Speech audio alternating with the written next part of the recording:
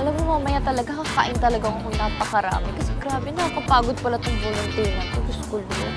As in, gusto ko na umuwi. Ang tagal-tagal talaga. Nakakapagod talaga yung service na to. Bakit ba tayo binigyan nito? Gusto ko lang naman kumain. Sa totoo lang eh, oo, nakakapagod talaga. Grabe, Diyos ko, Lord. Like, gusto ko lang naman magpahinga. Ewan ko bakit ako napunta dito sa volunteer na to.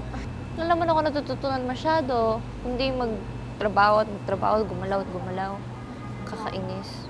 Oo nga eh, parang wala tayong ginawa kundi gumalaw, hindi na tayo halos.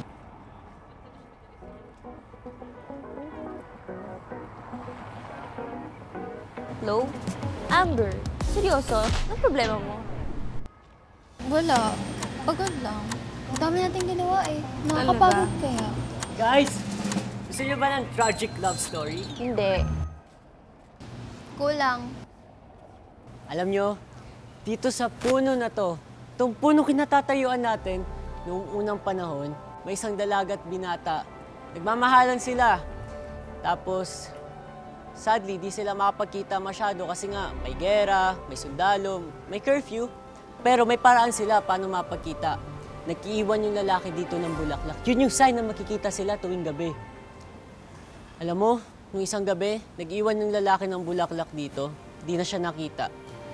Araw-araw siyang pinupuntahan ng babae dito, hinihintay.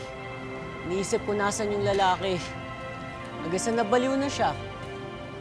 Araw-araw niya sinisigaw sa bintana yung pangalan ng lalaki. Tapos nandito siya, yakap-yakap niya yung puno, tapos may dala siyang bulaklak na kaganyan. Kawawa, no? Di ba kayo naawa? Totoo yun. Di ba kayo naniniwala? Wala siya o nabaliw? Nawala at nabaliw. Kasi syempre, ikaw ba naman namatayan ng lalaki? Hindi talaga alam kung nakuha ba ng sundalo, napatay. Ang lala, di ba? Tumititig ka na naman. Totoo yun, Kwento promise. kasi siya. Maniwala Ano kayo naman di sa ako akin. tumingin? Ano yun, radyo? Wala namang kwenta yung mga kwento niya.